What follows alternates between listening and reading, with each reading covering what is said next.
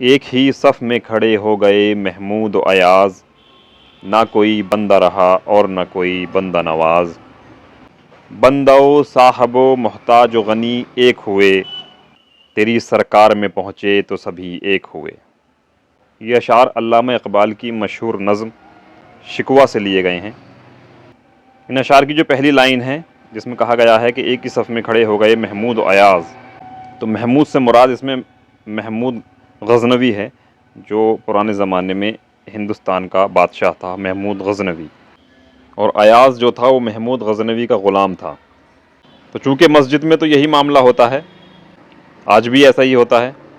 اور اس وقت بھی ایسا ہی ہوتا تھا کہ جب نماز کا وقت ہوا تو مسجد میں نماز پڑھنے گئے تو محمود یعنی محمود غزنوی اور اس کا غلام ایاز ایک ہی صف میں کھڑے ہو جاتے تھے، تو ان میں کوئی فرق نہیں رہتا تھا اللہ کے حضور۔ تو اسی بات کو شاعری میں کہا گیا ہے کہ ایک ہی صف میں کھڑے ہو گئے محمود و ایاز، یعنی محمود غزنوی اور اس کا غلام ایاز ایک ہی صف میں کھڑے ہو گئے، نہ کوئی بندہ رہا اور نہ کوئی بندہ نواز۔ تو بندے سے مراد یہاں غلام ہے، اور بندہ نواز کے لفظی میننگ ہوتی ہے بندے کو نوازنے والا، لیکن یہاں اس سے مراد آقا اور مالک کے ہیں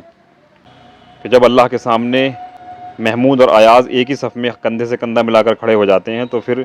مالک اور غلام کا فرق ختم ہو جاتا ہے۔ تو یہ خاصیت ہے مسجد کی اور نماز کی اور مسجد کے انتظام کی۔ اس سے اگلا شعر ہے بندہ و صاحب و محتاج و غنی ایک ہوئے، تو اس میں بندے سے مراد غلام، صاحب سے مراد مالک یا آقا، محتاج جو ہے ضرورت مند کو کہتے ہیں، اور یہ غریب انسان کے لیے استعمال ہوتا ہے کیونکہ غریب انسان بھی ضرورت مند ہوتا ہے ہر چیز کے لیے۔ تو محتاج سے مراد غریب اور غنی سے مراد مالدار، غنی کا مطلب مالدار کے ہوتے ہیں۔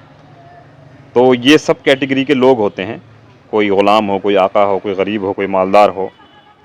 تیری سرکار میں پہنچے تو سبھی ایک ہوئے، یعنی جب تیری سرکار میں پہنچ جاتے ہیں، تیرے حضور میں آ جاتے ہیں تو یہ سارے فرق بھی مٹ جاتے ہیں، سب ایک صف میں ایک برابر کندھے سے کندھا ملا کر کھڑے ہو جاتے ہیں۔ تو اس بات کو شاعر نے اپنے انداز میں کہا کہ